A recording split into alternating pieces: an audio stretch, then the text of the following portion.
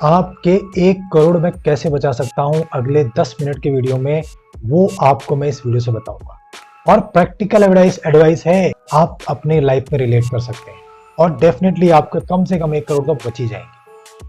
पहली चीज, आपकी जो शादी होती है, जहां पर लोग 50 लाख 30 लाख 20 लाख पता नहीं कितने कितने का बजट बना के बैठे हैं, शादी में जी जितना आप सोच के चल रहे हैं उससे 5% 10% खर्चा कीजिए। बाकी पैसा खर्च की करिए ही मत। ये शादियां जी जो हो रही हैं, लड़का लड़की को ही चलानी है। इनको ही डिसाइड करना है कि ये शादी अच्छी चलेगी, बेकार चलेगी, खटपट चलेगी, कैसे चलेगी।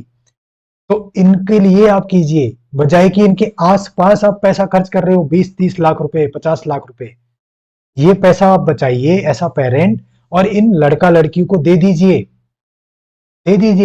अगर आप 20 लाख लड़की वाले खर्च कर रहे हैं, 15-20 लाख लड़के वाले खर्च कर रहे हैं, मिला के 40 लाख का बजट है, आपस में बैठिए, डिसीजन लीजिए कि दी देखिए हम भी अपने थोड़े कम गेस्ट बुलाते हैं, ब्लड जो भी रिलेशन वाले हैं उनको बुलाएंगे, एक छोटा सा फंक्शन करते हैं, ज्यादा तामझाम नहीं करते, ये खाने के आइटम ऐसे रखते हैं, बैंड बाजों को ऐसे रखते हैं, लाइटिंग वाइटिंग ऐसे करते हैं, और बजट को कम कीजिए। क्योंकि ये जो घोड़ी के आगे पैसा जो आप उड़ा रहे हो, ये उड़ गया, ये कहीं लगा नहीं पैसा, ये लगा नहीं, ये शोबाजी है।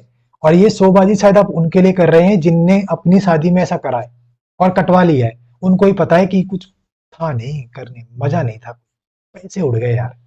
लेकिन अब वो चाहते हैं कि हमारे तो उड़ गए जी, इसके भी उड़ा के रहेंगे हम, इसको नहीं छोड़ेंगे शर्मा जी को, या इसको नहीं छोड़ेंगे दुबे जी को, इनके भी उड़वाएंगे हम, इन तिवारी जी के भी उड़वाएंगे। चलो चलो भड़काते हैं, इधर करवाओ शादी, बड़ी शादी करवाओ, सोने की घोड़ी पे शादी ऐसे करवाओ, सोने का सिंहासन, ये सिंहा वो चढ़ाएंगे लोग आपको, आपके यार दोस्त ही आपको बढ़ाएंगे।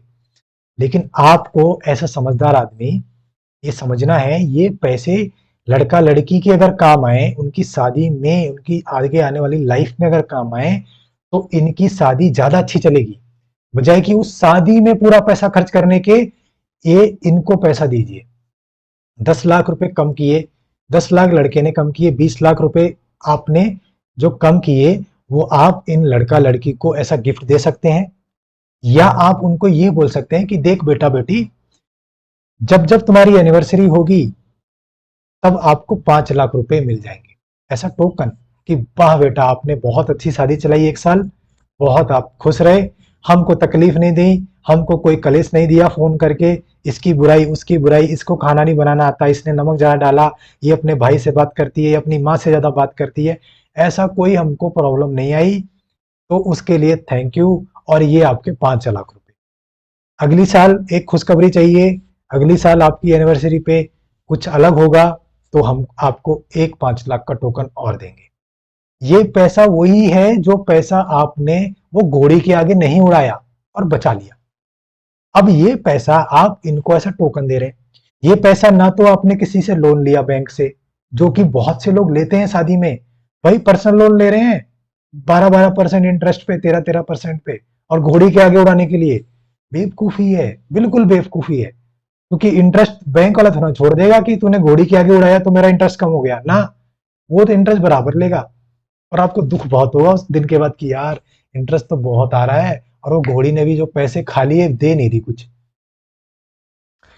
कुछ बच्चा हुआ, खुशी का त्योहार है, सोने की चेन दे दी उन्हीं पैसों से, एक और टोकन अमाउंट दे दिया उन्हीं पैसों से। और ये पैसे जी वो लड़का लड़की अपनी हनीमून ट्रिप पे यूज कर सकते हैं।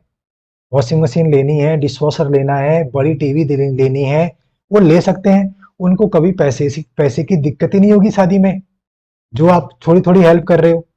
और अगर आप बहुत बड़े पार्टी हो, आपके शायद आपने 50 लाख बचा लिए, दोनों लड़का लड़की ने मिला मिला के, तो वो 50 लाख रुपए लेकर, और उन लड़का लड़की की भी कुछ सेविंग होगी 10-20 लाख रुपए, वो जोड़कर आपने एक फ्लैट बुक करा दिया उनके लिए टोकन अमाउंट देके, एक फ्लैट बन गया जी उनका उसी पैसों से।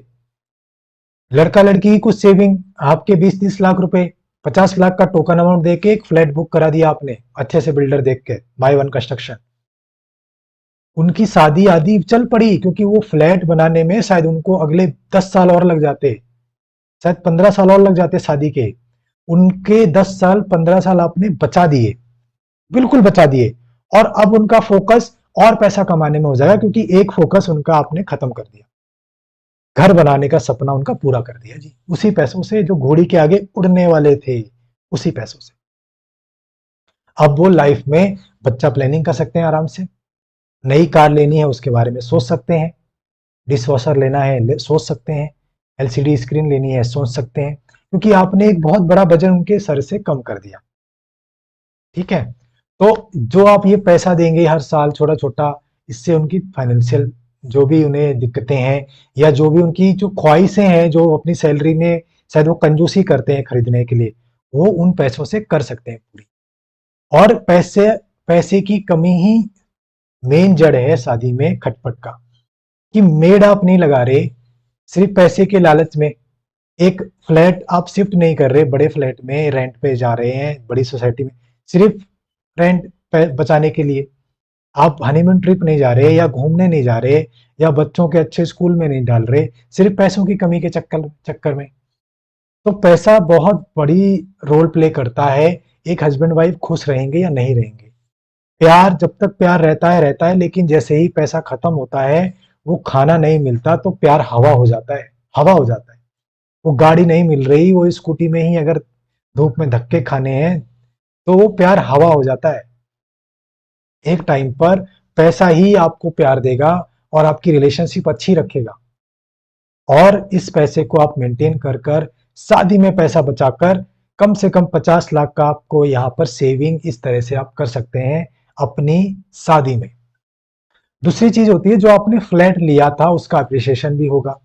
अगर आपने उसको रेंट पे चढ़ा दिया, आपका खुद का घर है वहां रह रहे हो, तो उसका अप्रिसिएशन होगा, उसकी रेंटल इनकम आएगी, उसको भी आप ऐसा सेकंड इनकम काउंट कर सकते हैं, जिससे आपकी अगेन एक इनकम स्ट्रीम स्टार्ट हो गई।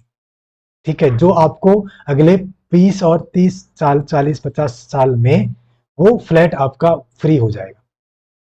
मोस्ट प्रॉब्ली 20-25 साल लगते हैं, 20-25 साल में वो फ्लैट आपका फ्री हो जाएगा। मतलब जो रेंट का जो इनकम है आपका, मेंटेनेंस लगा लो, इनकम टैक्स लगा लो, अदर इनकम का लगा लो, सबका लगा के मैंने आपको 25 साल दे दिए। 25 साल, वैसे 18 साल कैलकुलेशन से आते हैं कि 18 साल में एक फ्लैट फ्री हो जाता है रेंटल इनकम से पूरा।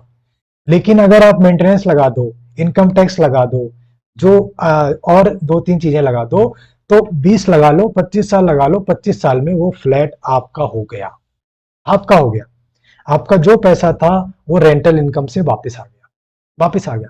और लोन शायद आपने वो 15 साल में या 10 साल में ही खत्म कर दिया है, क्योंकि जैसे जैसे आपकी एज बढ़ेगी, आपकी अर्निंग बढ़ेगी, पैसे की वैल्यू कम होगी, और लोन आप जल्दी चुका देंगे। यही होता है, 20 साल के लोन कोई 20 साल तक नहीं चलाता, वो मुश्किल से 10 साल में खत्म कर देते हैं, 15 साल में क्लोज हो जाते हैं। इतने लंबे लोन कोई नहीं चलाता, क्योंकि वैल्यू बढ़ जाती है, पैसा का जो है कमाने की वैल्यू बढ़ जाती है। पैसे की जो है आज जो 1 लाख की कीमत है, शायद 10 साल बाद ये 1,50,000 के बराबर रह जाए।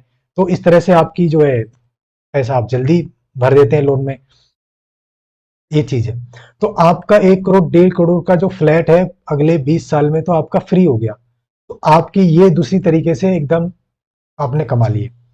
तीसरी चीज ये है कि आप अपने बच्चों के एजुकेशन पे ज्यादा पैसा मत खर्च करिए, ज्यादा पैसा मत खर्च करिए। ये एजुकेशन सिस्टम हर जगह सेम है, चाहे कोई से टॉप कॉलेज में चले जाइए, टॉप स्कूल में चले जाइए, बच्चे को वही एजुकेशन सिस्टम सिखा रहे हैं, कोई अलग चीज नहीं सिखा रहे उनको। कोई पर्सनैलिटी डेवलपमेंट में क्लासेस नहीं है, कोई कॉन्फिडेंस बिल्डअप के क्लासेस नहीं है, कोई उनको सिंगिंग की चीजें नहीं सिखा रहा, कोई उनको गेमिंग की चीजें नहीं सिखा रहा, कोई उनको पर्सनैलिटी जो है चीजें टैलेंट वगैरह स्किल नहीं सिखा रहा। तो ये एजुकेशन सिस्टम सब जगह सेम है, तो इनमें पैसा मत भाइए। अगर आपका बच्चा आईआईटी आईआईएम ना क्लियर करे, कोई नॉर्मल बीटेक कॉलेज में है, तो ज्यादा बड़े बीटेक कॉलेज में, ज्यादा पैसे वाले में मत डालिए। This is the message, unless until वो आईआईटी या आईआईएम ना चले जाए। क्योंकि जितने भी ये बीटेक कॉलेज हैं, जितने भी ये बीएससी बीकॉम वाले हैं, सब जगह एक ही चीज है।